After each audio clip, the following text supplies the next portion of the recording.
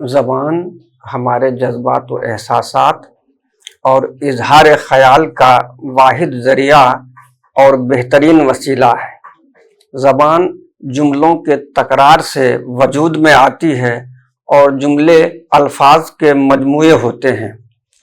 الفاظ مختلف قسم کی آوازوں سے تشکیل پاتے ہیں۔ یہ آوازیں حلق، زبان اور ہونٹوں کی مخصوص حرکات سے پیدا ہوتی ہیں۔ ہر زبان میں یہ آوازیں مخصوص علامتوں میں لکھی جاتی ہیں، جسے رسم الخط یا اسکرپٹ کہا جاتا ہے، اور اسے اس زبان کا الف با یا حروف تہجی کہتے ہیں۔ لہذا کسی بھی زبان کو سیکھنے اور جاننے کے لیے اس زبان کا رسم الخط جاننا اور حروف تہجی سے واقف ہونا ضروری ہے۔ چونکہ ہمارا موضوع فارسی قواعد ہے، بہتر معلوم ہوتا ہے کہ فارسی زبان کے آغاز و ارتقاء پر کچھ گفتگو کر لی جائے۔ فارسی زبان دنیا کی اہم اور قدیم زبانوں میں سے ایک ہے۔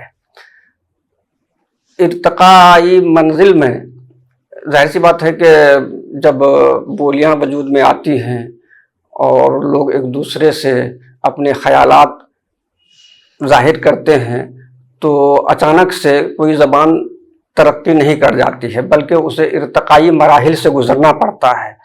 دنیا کی ہر زبانوں کے ساتھ بھی کم و بیش یہی مسئلہ رہا ہے۔ چنانچہ جب ہم زبان کی تاریخ پر نظر ڈالتے ہیں تو اس نتیجے پر پہنچتے ہیں کہ ابتدا میں یہ ایک رکنی زبان تھی، یعنی ایک حرف ایجاد کیا گیا جس میں چینی اور برمی شامل ہیں۔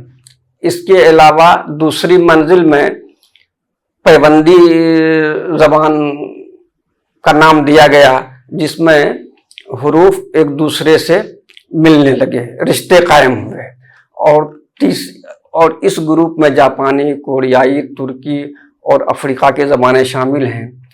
تیسری منزل منصرف زبان کی ہے۔ زبان شناسوں نے منصرف زبان کو دو حصوں میں منقسم کیا ہے۔ ایک ہند اروپائی اور دوسرے گروپ میں سامی یا سیمیٹک زبانیں ہیں۔ ہند اروپائی زبان میں سنسکرت اور فارسی شامل ہیں۔ سنسکرت ہندوستان کی زبان اور فارسی ایران کی زبان۔ اسی طرح سامی زبان میں عربی، عبرانی، بابلی، آرامی، فنیقی، حبشی وغیرہ زبانیں شامل ہیں۔ ایران کی تاریخ کا مطالعہ کرنے سے معلوم ہوتا ہے کہ ایران کی سب سے قدیم سلطنت قوم ماد کی تھی، لیکن اس کی تحریریں ہمارے سامنے موجود نہیں ہیں۔ وہ کس زبان میں گفتگو کرتے تھے، کیا کوئی تحریری مواد ہے یا نہیں ہے، تو ایسا ثبوت ملتا نہیں ہے۔ تو تحریری ثبوت جو ہمیں دیکھنے کو ملتے ہیں وہ ہخامنشی بادشاہوں کے دور سے۔ تو کوروش نے ہخامنشی سلطنت کی بنیاد ڈالی اور فارسی رسم الخط کا ایجاد کیا گیا۔ تو چنانچہ یہ فارس کی زبان تھی جس میں ہخامنشی دور کے عوام و خواص گفتگو کرتے تھے، اور چونکہ اس زبان کو پڑھنا بڑا مشکل تھا، یورپین سیاح ایران آئے تو اس نے دیکھا کہ پتھروں پر یا پھر چٹانوں پر یا ستونوں پر کچھ کندہ کیے ہوئے ہیں، اس کی تصویریں کھینچ کر وہ لے گئے اور پڑھنے میں کامیاب ہوئے۔ ان میں سے گروٹ فیلڈ، لیسن، برنوف، سر ہنری رونس وغیرہ کے نام خاص طور سے قابل ذکر ہیں۔ چنانچہ گہرے مطالعے کے بعد اسے پارسی باستان یا فارسی قدیم یا اولڈ پرشین کا نام دیا گیا۔ قدیم فارسی یا فارسی باستان یا اولڈ پرشین ہخامنشیوں کی درباری زبان تھی، اور اوستائی زبان میں اور قدیم فارسی زبان میں کچھ حد تک مشابہت بھی پائی جاتی ہے، اور یہ اس زبانوں کے جو نقوش ملے ہیں یا کندہ کی ہوئی تحریریں دستیاب ہوئی ہیں وہ پہاڑوں غاروں، چٹانوں، محلوں، ستونوں، مقبروں، مٹی کے برتنوں اور مہروں پر کندہ ہیں۔ اب اس میں ظاہر سی بات ہے کہ تحریر کو وجود میں لانے کے لیے پہلے اسے کئی مرحلوں سے گزرنا پڑا۔ جیسے شروع میں لوگ لکھنا پڑھنا جانتے نہیں تھے، تو اپنی بات کہنے کے لیے وہ تصویروں سے مدد لیتے تھے، جسے پکٹوگرام کہا جاتا ہے۔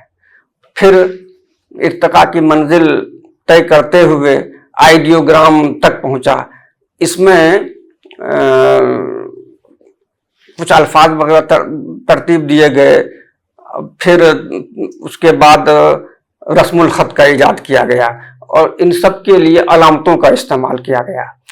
تو چنانچہ فارسی قدیم میں بھی علامتیں بنائی گئیں، تو ان میں جو ان کے الفابیٹس ہیں اس کی تعداد کل 36 بتائی جاتی ہے، لیکن 4 علامتیں آئیڈیوگرامی ہیں، جن میں جو اہورا مزدہ جو ان کا خدا ہے آتش پرستوں کا، اس کے لیے ہے، دوسری علامت شاہ کے لیے، تیسری علامت زمین اور پھر مملکت کے لیے ہے۔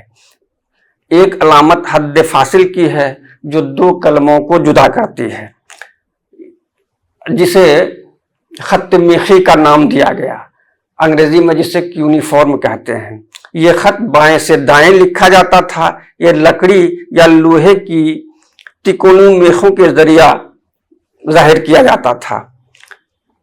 اب اس کو ڈیولپ کرنے کے لیے کئی زبانوں سے مدد لی گئی، ان میں آرامی، ایلامی اور بابلی یا اکدی زبانیں ہیں۔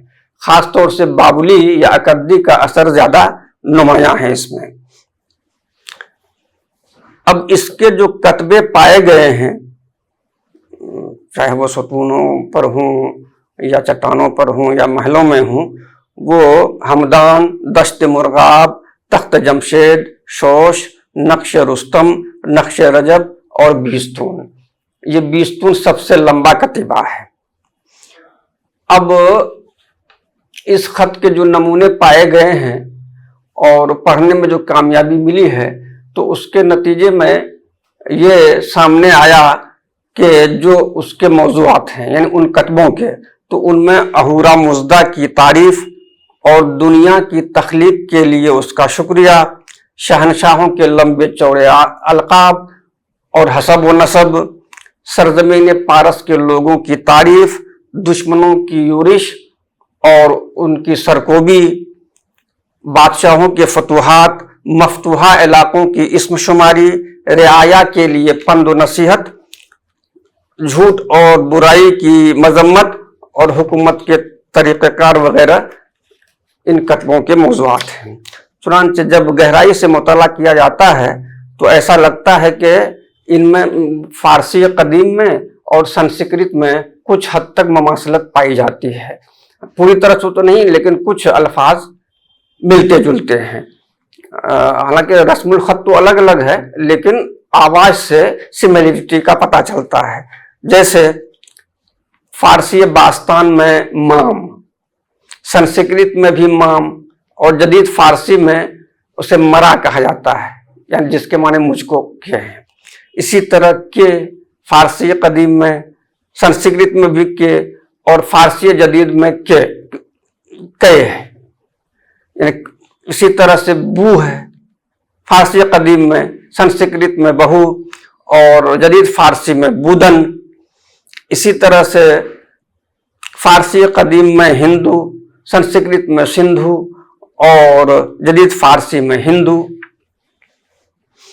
تو یہ ایک طرح سے فارسی قدیم کا تعارف تھا۔ اس کے بعد دوسرا مرحلہ آتا ہے اوستائی زبان کا۔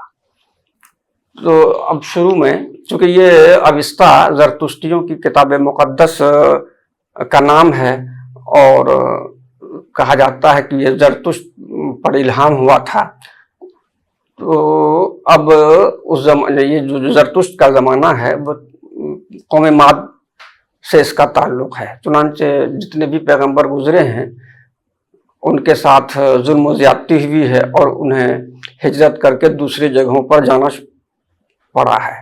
چنانچہ زرتشت نے جب پیغمبر ہونے کا اعلان کیا تو اس کی قوم نے اس کی مخالفت کی، چنانچہ وہ آذربائیجان سے بلخ یا باختر کی طرف آئے اور اپنی تعلیمات سے لوگوں کو متاثر کرنا شروع کیا، اور بادشاہ بھی اس پر ایمان لایا۔ چنانچہ تبلیغ اور تشہیر شروع ہوئی۔ تو چونکہ تحریری طور پر زرتشت کے زمانے کی کوئی چیز موجود نہیں ہے، زرتشت اپنی بات کو گا گا کر لوگوں کو سناتا تھا، جسے گاتھا کا نام دیا گیا ہے۔ لفظ جو اوستا ہے یا اپستاک ہے، اوستاک ہے، اپستا ہے، اوستا ہے، تو اس کے معنی متن و اساس کے ہیں، اور فارسی قدیم میں اوستا لکھا ہوا ملتا ہے جس کے معنی قانون کے ہیں۔ اسی طرح اوستائی زبان میں اوستا کے معنی مدد اور کمک کے ہیں۔ تو زرتشت کا جو ظہور ہوا ہے وہ 7ویں صدی عیسوی قبل مسیح سے کے نصف آخر سے 6ٹھی صدی قبل مسیح کے نصف اول کا زمانہ ہے، اور گشتاسپ نے اس کی سرپرستی کی، اور اس میں بھی بہت سے الفاظ ایسے ہیں جو ویدوں سے ملتے جلتے ہیں۔ رضا زادہ شفق نے اسے خط اوستی کا نام دیا ہے، حالانکہ بعد میں چونکہ وہ زبان تو متروک ہو گئی تھی اور تحریری شکل میں موجود نہیں تھی، اور اوستا کو کمپائل کرنے کا کام شروع کیا گیا اشکانیوں کے دور میں، اور وہ پورا نہیں ہوا تو پھر ساسانیوں نے اسے مکمل کیا۔ تو اب جو اوستا مکمل کی گئی، پہلے تو اس کے 3 حصے کیے گئے، اور خاص کر ہخامنشی دور میں بھی اوستا کو لکھا گیا تھا، جسے بیلوں کے 400 کھالوں پر مشتمل تھا وہ اوستا، لیکن سکندر کا جب حملہ ہوا تو وہ لے گئے، کچھ جلا دیا گیا، اور اشکانیوں کے دور میں اسے ترتیب دینے کا کام شروع ہوا اور پورا نہیں ہو پایا، اور ساسانیوں کے دور میں اس کی تکمیل ہوئی ہے، اور ساسانی دور پر ہم بعد میں گفتگو کریں گے۔ چنانچہ جو 3 حصے تھے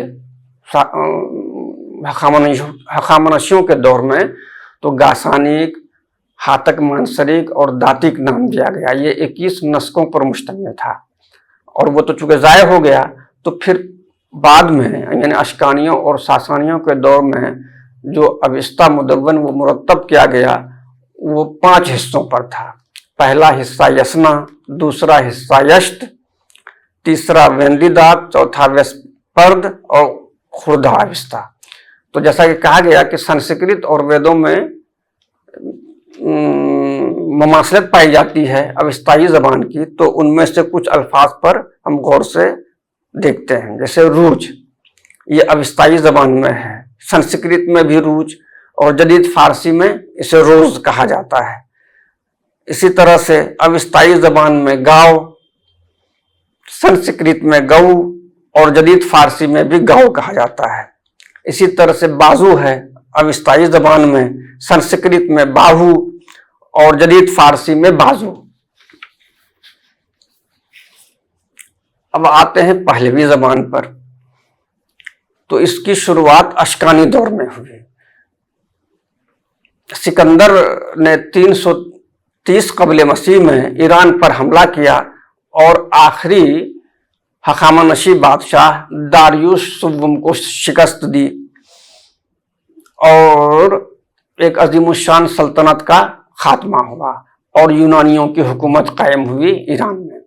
80 سال تک یونانیوں کی حکومت رہی، اور سکندر تو چلا گیا لیکن اس نے سیلیوکس کو اپنا جانشین بنایا، تو اس طرح کل ملا کر یونانیوں کی حکومت 80 سال تک رہی ایران پر، اور یونانی زبان کا غلبہ ہوا۔ ظاہر بات ہے کہ جو بھی قومیں ہوں وہ جب کسی دوسرے ملک پر حملہ کرتی ہیں اور اس پر قابض ہوتی ہیں تو وہ اپنی زبان اور تہذیب و ثقافت کے چھاپ چھوڑ جاتی ہیں، تو یونانیوں کا بھی اثر ہوا ایران پر، لیکن پھر قومی جذبے سے سرشار ہو کر پارتھیا کے علاقے میں اشک نے لوگوں کو جمع کیا اور یونانیوں کے خلاف بغاوت کا علم بلند کیا۔ پارتھیا نے خراسان اور اس طرح سے یونانیوں کو ہرا کر اشکانی خاندان کی بنیاد رکھی۔ فرحات چہارم کے دور میں یونانی کی جگہ پہلوی زبان نے لے لی، جو اشکانی پہلوی کہلائی اور اشکانیوں کی سرکاری زبان قرار پائی۔ پہلوی زبان لفظ پرسوا سے مشتق ہے۔ ان کی زبان پرسوی کہلائی جو بدل کر پہلوی ہوئی۔ کلمہ پہلو اور پہلوان اسی قبیلے سے منسوب ہے۔ اپنی اصل کے اعتبار سے یہ ایک ایرانی زبان تھی جو اوستائی اور فارسی باستان کی نئی شکل تھی۔ رفتہ رفتہ ایران کے بیشتر علاقے میں بولی اور سمجھی جانے لگی۔ فرحات چہارم نے پہلوی کے لیے ایک خاص خط وضع کیا جو سامی زبان کی ایک شاخ آرامی رسم الخط سے ماخوذ تھا۔ یہ خط دائیں سے بائیں لکھا جاتا تھا۔ اس خط کے جو نمونے دستیاب ہوئے ہیں وہ بیلوں کی کھالوں پر لکھے گئے زمین کے 2 قبالے ہیں۔ اس کی تاریخ 100 قبل مسیح بتائی جاتی ہے اور اسی کے زمانے میں پہلوی کو مرتب و مدون کرنے کا کام شروع کیا بادشاہ بلاشبوم تھا۔ اب آتے ہیں ساسانی پہلوی پر۔ ساسانی پہلوی کا عروج شاہان ساسانی کے عہد حکومت میں ہوا۔ ساسانی خاندان کے بانی اردشیر بابک نے اس زبان کو اپنی سرکاری اور مذہبی زبان قرار دے کر اس کی پیش رفت میں بہت مدد کی۔ اس کے جانشینوں نے بھی اس کی نشو و نما میں بڑھ چڑھ کر حصہ لیا۔ پہلوی زبان کو تعلیم زرتشت کا ضروری جز خیال کیا جاتا تھا اور زرتشتیوں کی مقدس کتاب اوستا کی ترتیب و تدوین اسی دور میں مکمل ہوئی۔ پہلوی زبان کی تحریروں کو 3 حصوں میں منقسم کیا جا سکتا ہے۔ اول مذہبی، اخلاقی اور ادبی کتب۔ تو مذہبی کتابوں میں جیسا کہ کہا گیا پہلے کہ اوستا کو 5 حصوں پر مدون اور مرتب کیا گیا، جس میں نام بتایا جا چکا ہے۔ اس کے علاوہ اخلاقی اور ادبی کتابوں میں بندہشت، دین کرت، درخت آسوریک، یادگار زریدان وغیرہ خاص طور سے اہم ہیں۔ مختلف مقامات کے ساسانی کتبوں میں بھی تحریریں ملتی ہیں۔ ان میں نقش رستم، نقش رجب، تخت جمشید، طاق بستان وغیرہ شامل ہیں۔ سکے اور مہروں پر بھی پہلوی الفاظ منقوش ہیں۔ اب پہلوی خط کو 2 حصوں میں منقسم کیا گیا ہے۔ خط کلدہ جو پتھروں پر کندہ ہوتا تھا۔ اب دوسرے خط کا نام ہے خط ساسانی یا کتابی پہلوی۔ یہ موجودہ فارسی اور ایران کی جو قدیم زبانیں تھیں تو گویا ان میں پہلوی نے پل کا کام کیا ہے۔ اسے فارسی میانہ بھی کہا جاتا ہے۔ تو ملک الشعراء بہار مشہدی نے اسحاق بن ندیم کے حوالے سے لکھا ہے کہ پہلوی خط کی 7 قسمیں تھیں۔ نمبر 1 دین دبیری یا دفیری یا دبیریا یا دفیریا، جس میں اوستا لکھی گئی۔ نمبر 2 ویش دبیریا 365 حروف ہیں اور قافیہ شناسی پر لکھی گئی ہے۔ تیسرے نمبر پر کستج یا گستگ، اس میں 28 حروف ہیں اور سکوں اور مہروں کی تحریریں ہیں۔ اسی طرح سے چوتھے نمبر پر نیم کستج ہے، اس میں 28 حروف ہیں جو طب اور فلسفہ کے لیے مختص تھے۔ شاہ دبیریا، شاہان عجم آپس میں گفتگو کرتے تھے، دوسروں کو سیکھنے کی ممانعت تھی۔ نامہ دبیریا عام لوگوں کا غیر منقوط خط تھا، اسے سریانی میں لکھا جاتا تھا اور فارسی میں پڑھا جاتا تھا، جسے حزوارش کا بھی نام دیا گیا ہے۔ پھر اس میں 33 حروف تھے۔ راز سحریہ، اس میں شاہان عجم یا ساسانی بادشاہ دوسرے ممالک کے بادشاہوں سے خط و کتابت کرتے تھے. اور پھر تو یہ تو اسلام سے پہلے کی زبانوں کا ایک مختصر تعارف تھا.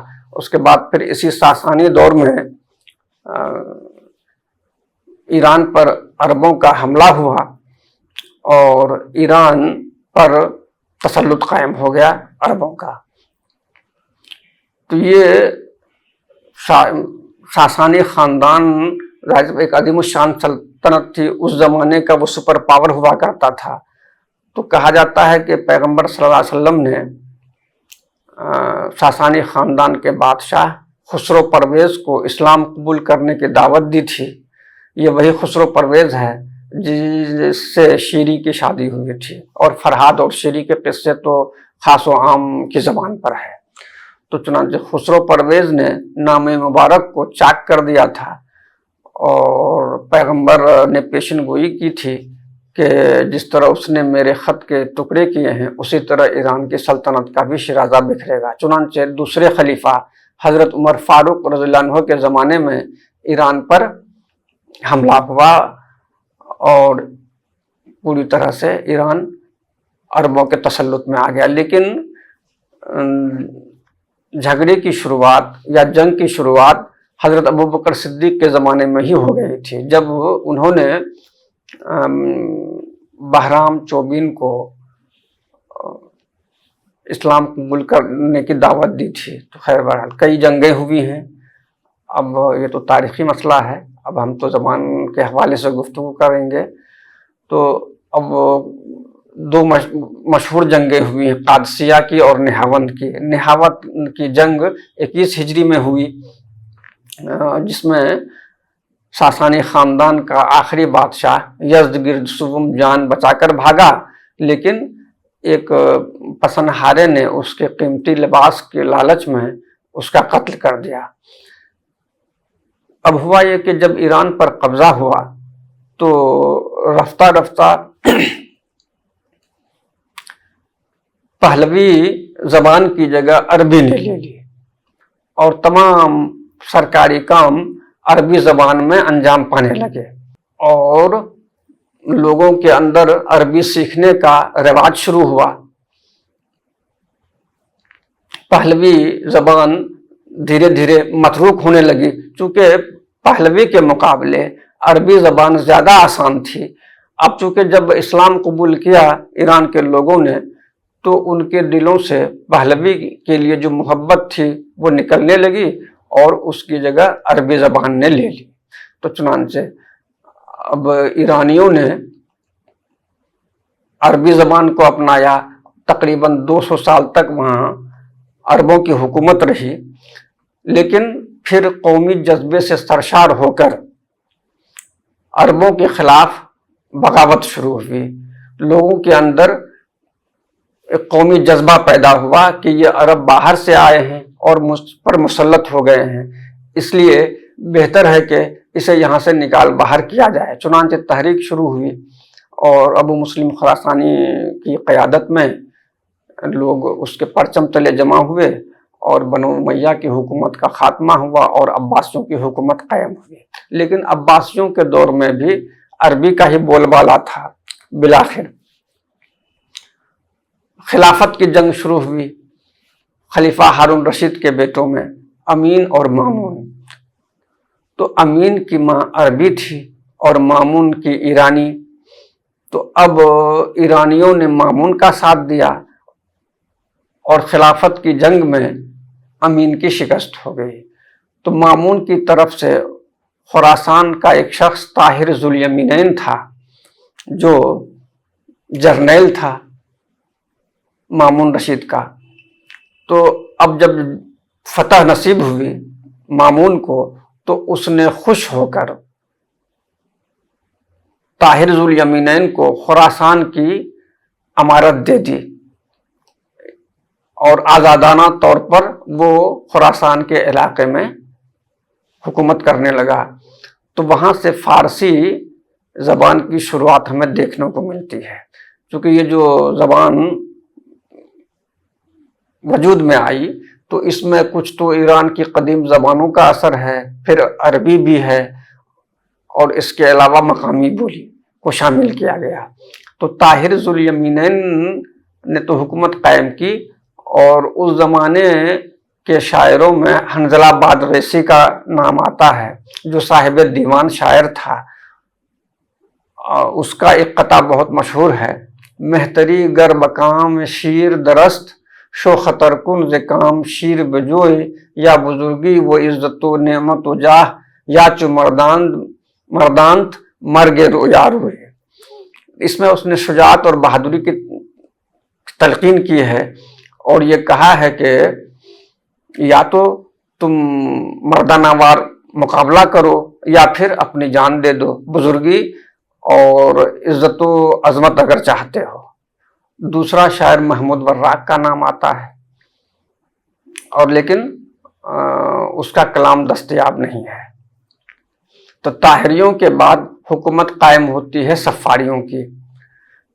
تو صفاری خاندان کا جو پہلا بادشاہ تھا اور بانی، وہ یعقوب بن لیث تھا۔ تو یعقوب نے جب فتوحات کا سلسلہ شروع کیا تو لوگ اس کی مدح میں قصیدے لکھ کر لے گئے عربی میں۔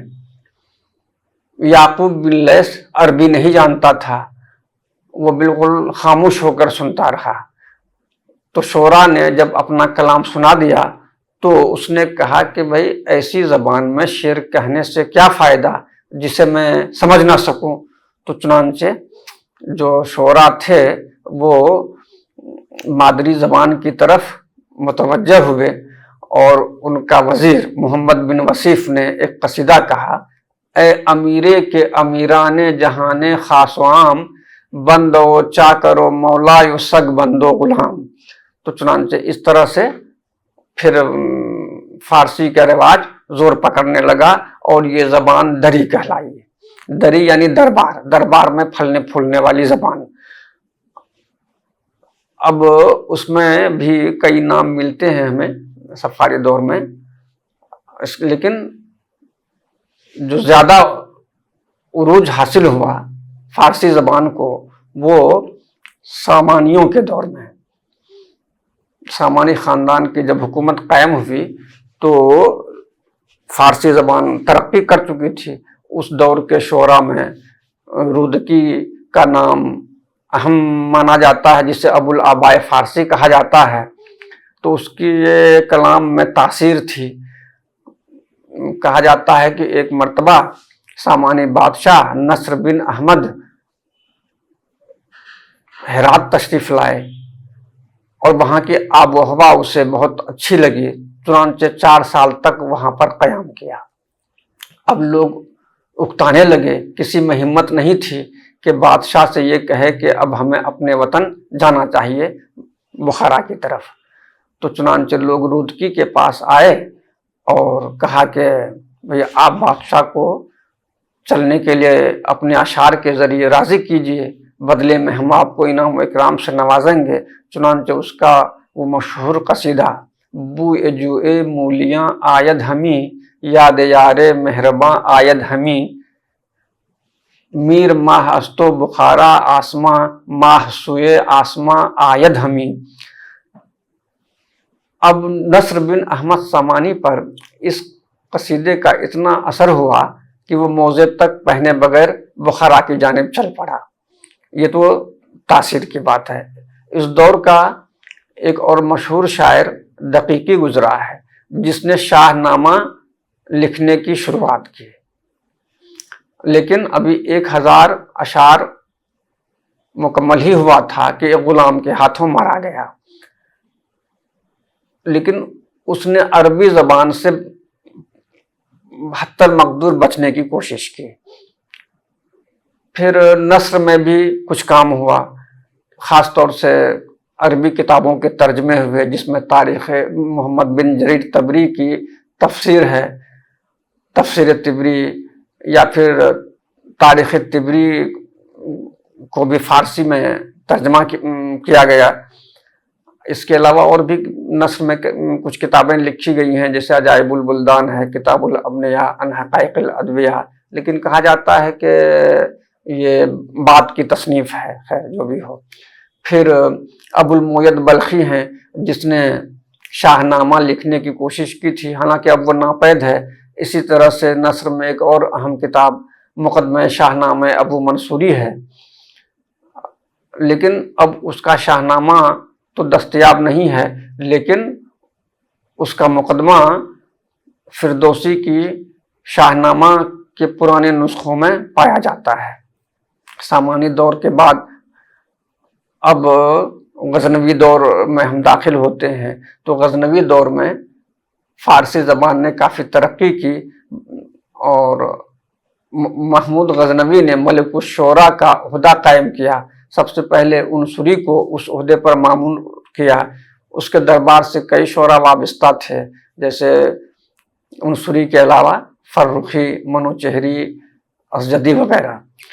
اس کے علاوہ علماء اور دانشور بھی تھے، جس میں ابو ریحان البرونی کا نام خاص طور سے لیا جا سکتا ہے۔ طب میں مہارت رکھنے والے ابو علی سینا کا تعلق بھی اسی دور سے تھا۔ تو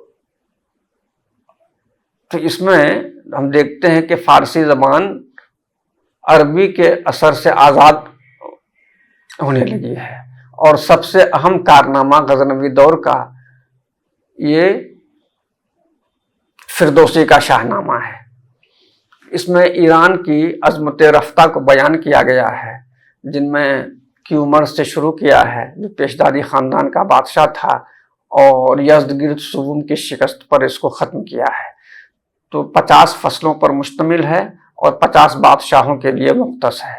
رستم و سہراب کی کہانی بھی اسی فردوسی کے شاہ نامے میں ہے، جسے ایران کا ہیرو آج بھی تسلیم کیا جاتا ہے اور اپنا آئیڈیل مانتے ہیں ایرانی۔ تو گویا ایک طرح سے زبان کافی عروج پر پہنچی غزنوی دور میں، اور سلجوقیوں کے دور تک آتے آتے عربی کا اثر تقریباً ختم ہو گیا، اور تمام کام فارسی زبان میں ہونے لگے۔ اس زبان کی سب سے خاص بات یہ ہے کہ قصیدے کو انتہائی عروج حاصل ہوا۔ ان میں کئی اہم نام ہمیں دیکھنے کو ملتے ہیں، جیسے زہیر فاریابی ہے، خاقانی ہے، انوری ہے۔ تو اس طرح سے پھر قافلہ آگے بڑھا۔ نثر میں بھی کتابیں لکھی گئی۔ عمر خیام کا تعلق بھی سلجوقی دور سے ہی رہا ہے، جو ربائی کے لیے مشہور ہیں۔ اور اس سے پھر جب ہم آگے بڑھتے ہیں سلجوقیوں کے بعد، پھر خوارزم شاہی ہے، پھر منگولوں کا حملہ ہوا اور ایران کو پوری طرح سے برباد کر کے رکھا۔ قصیدے کا زور کم ہوا، لیکن تاریخ کی کئی کتابیں لکھی گئی ہیں، جن میں جامع التواریخ ہے رشید الدین فضل اللہ کی، عطا ملک جوینی کی تاریخ جہاں گشا، تاریخ یمینی، تاریخ وصاف وغیرہ وغیرہ۔ پھر تیموریوں کا زمانہ آیا، جس میں حافظ کا نام سر فہرست ہے۔ منگولوں کے دور میں سعدی اور مولانا روم بھی تھے۔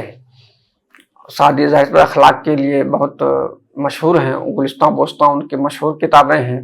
مولانا روم کی مثنوی کے ترجمے ہوئے ہیں دنیا کی تقریباً تمام زبانوں میں۔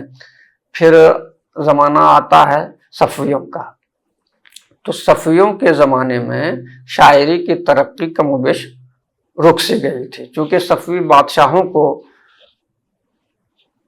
مدح سے بیزاری تھی۔ البتہ ائمہ کی تعریف و توصیف میں جو اشعار کہے جاتے تھے اس کو پسند کیے جاتے تھے۔ چنانچہ اس دور میں ہم دیکھتے ہیں کہ وہاں سے شعراء اور ادباء کی ایک بڑی تعداد نے ہجرت کی اور ہندوستان کو اپنا مسکن بنایا، کیونکہ ہندوستان میں فارسی محمود غزنوی کے دور سے شروع ہوئی تھی۔ حالانکہ تجارتی تعلقات تو تھے ایران اور ہندوستان کے زمانے قدیم سے ہی، پنچ تنتر وغیرہ یہاں سے ایران لے جایا گیا تھا اور اس کے ترجمے پہلوی میں ہوئے تھے، پھر بعد میں کئی لوگوں نے اس کے ترجمے کیے، لیکن باضابطہ طور پر فارسی جو داخل ہوئی ہندوستان میں وہ محمود غزنوی کے دور سے ہوئی ہے، اور اس محمود غزنوی کے دور کے ہندوستان کے فارسی شعراء میں مسعود سعد سلمان کا نام لیا جاتا ہے، سراج خراسانی ہیں، اور لباب الالباب تذکرہ لکھا گیا۔ اس کے علاوہ پھر ترکوں کی حکومت قائم ہوئی جس میں غلام خاندان، خلجی خاندان، لودھی خاندان، تو اس میں سب سے جو معروف نام ہے سلطنت پیریڈ کے وہ امیر خسرو کے ہیں۔ وہ اس کی شخصیت ہماگیر تھی، چاہے مثنوی ہوں، غزل ہوں یا نثر ہوں، تمام اصناف سخن میں اس نے طبع آزمائی کی ہے۔ تو نظامی گنجوی جو سلجوقی دور کا ایک مشہور شاعر تھا اور خمسہ کی بنیاد ڈالی تھی، خسرو نے اس کی پیروی کی۔ اس کے علاوہ کئی تاریخی مثنویاں لکھیں اور پھر غزل کے ایک معروف شاعر مانے گئے۔ بہرحال پھر آگے چل کے یہاں مغلوں کی حکومت قائم ہوئی، تو مغل دور ہندوستان میں، نہ صرف ہندوستان بلکہ ایران میں بھی فارسی کو اتنی ترقی نصیب نہیں ہوئی جتنی مغلوں کے دور میں ہندوستان میں، بلکہ بہار نے تو کہا ہے کہ یہ دربار ثانی ایران تھا۔ اس کی وجہ یہ تھی کہ صفوی بادشاہ شعراء اور ادبا کی سرپرستی کرنا نہیں چاہتے تھے، اور مغل فیاض تھے، اور شعراء اور ادبا کو شاہانہ سرپرستی حاصل تھی، تو چنانچہ وہاں سے لوگ ہندوستان آنے لگے، اور یہاں نہ صرف شاہی دربار بلکہ بادشاہ کے امراء بھی بڑھ چڑھ کر مہمانوں کا استقبال میں پیش رہتے تھے۔ چنانچہ جو لوگ ہندوستان آئے مغلوں کے دور میں، ان میں عرفی ہیں، نظیری ہیں، اس کے علاوہ کلیم کاشانی، ابو طالب کلیم، صائب تبریزی، قدسی مشہدی وغیرہ کا نام خاص طور سے لیا جا سکتا ہے۔ اکبر نے ہندوستان میں ایک غزالی مشہدی ہیں، غزالی مشہدی کو پہلا ملک الشعراء بنایا گیا، اور اکبر کا دست راست ابو الفضل بھی، جس نے آئین اکبری لکھی، اکبر نامہ لکھا، تو اس کا بھائی فیضی تھا۔ فیضی دوسرے ملک الشعراء ہوئے، لیکن یہ تو ہندوستانی تھے، ایران سے آئے نہیں تھے، لیکن فارسی زبان کو عروج تک لے جانے میں ان لوگوں نے پوری جان فشانی کی۔ اکبر نے تو ایسا کیا کہ نہ صرف فارسی زبان بلکہ سنسکرت زبانوں کی بھی کئی کتابوں کے تراجم کروائے، جن میں رامائن، مہابھارت، یوگ وششٹھ خاص طور سے قابل ذکر ہیں۔ اور پھر اس طرح سے جو اب ہم آتے ہیں جدید فارسی پر، چونکہ جو دری ہے اسی کی ترقی یافتہ شکل فارسی دری ہے،